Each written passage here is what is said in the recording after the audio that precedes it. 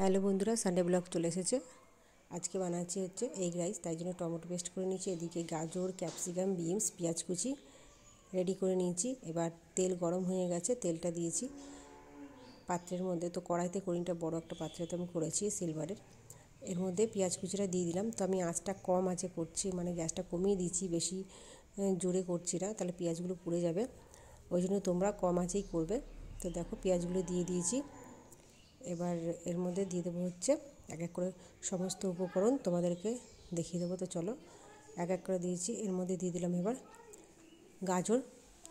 গাজরের পর গাজরটা দিয়ে গাজরটাকে ভালো করে ভাজা করব।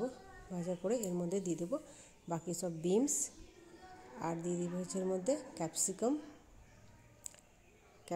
দিয়ে এটাকে হালকা আঁচেই ভাজাভাজি করবো, কারণ বেশি জোরে আজে ভাজবো না, তাহলে পুড়ে যাবে। মেন হচ্ছে দেখতে হবে পেঁয়াজটা যেন না পুড়ে যায়। পেঁয়াজটা পুড়ে গেলে খেতে একদম ভালো লাগবে না।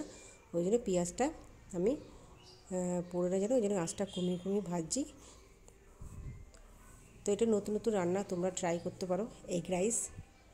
তো চলো এবার এদিকে আমি ডিম নিয়ে নিয়েছি চারটে ডিম। আমি যতটা পরিমাণ ভাত নেব সেই হিসাবে ভাতটা রান্না হয়ে গেছে আমার। তো ডিমটাকে ভালো করে ফেটিয়ে নিয়েছি। তো দেখো ভাতটা আমি আগেই করে নিয়েছি, সেটা দেখালাম না তোমাদেরকে।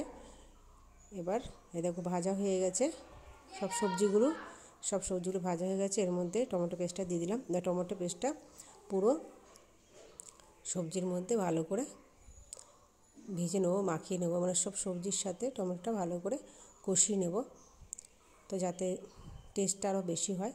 তো দেখো এর মধ্যে দিয়ে দিলাম স্বাদ মতো নুন। তোমরা দিয়ে দেবে স্বাদ মতো নুন দেবে। তারপরে দিয়ে দেবো হচ্ছে পরিমাণ মতো শুকনো লঙ্কা গুঁড়ো,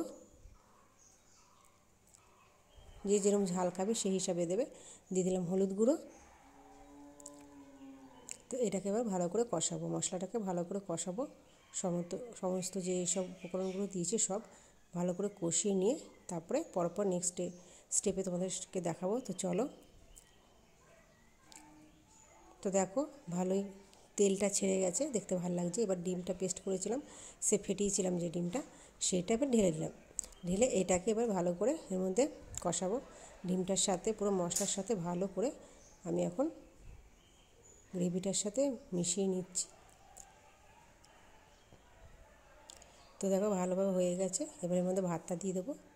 কেমন লাগলো রান্নাটা অবশ্যই তোমরা জানাবে। চ্যানেলটাকে সাবস্ক্রাইব করে দেবে, বেল আইকন বাজিয়ে নেবে। পরপর আমার নতুন নতুন রান্না ভিডিও সব তোমাদের সামনে চলে আসবে, অবশ্যই দেখবে। তো দেখো ফাইনাল লুক হয়ে গেছে। এবার এটাকে এবার ফাইনাল লুকে নিয়ে যাব, মানে একটা পাত্রে ঢেলে তোমাদের দেখাবো কেমন হয়েছে। দেখো দেখতে খুব সুন্দর লাগছে, খেতেও ভালো হয়েছিল। তো একটা প্লেটে দেখো সাজিয়ে নিয়েছি। তো কালারটা খুব ভালো লাগছে। বিরিয়ানি যেরকম হয়, অনেক রকম তো বিরিয়ানি খাই, ফ্রাইড রাইস খাই, তো এটা নতুন নতুন রান্না হচ্ছে এগ রাইস। তো কেমন লাগলো অবশ্যই তোমরা ট্রাই করো, আর নেক্সট ভিডিওর জন্য অপেক্ষা করো। তো এখানে আমার ব্লগটা শেষ করছি। এর সাথে হচ্ছে আমি চিলি চিকেন বানিয়েছিলাম, তো এই রেসিপিটাও তোমাদেরকে পরে ঠিক শেয়ার করব। তো টাটা, বাই বাই, সব ভালো থাকো। এখানে শেষ করছি ব্লগ।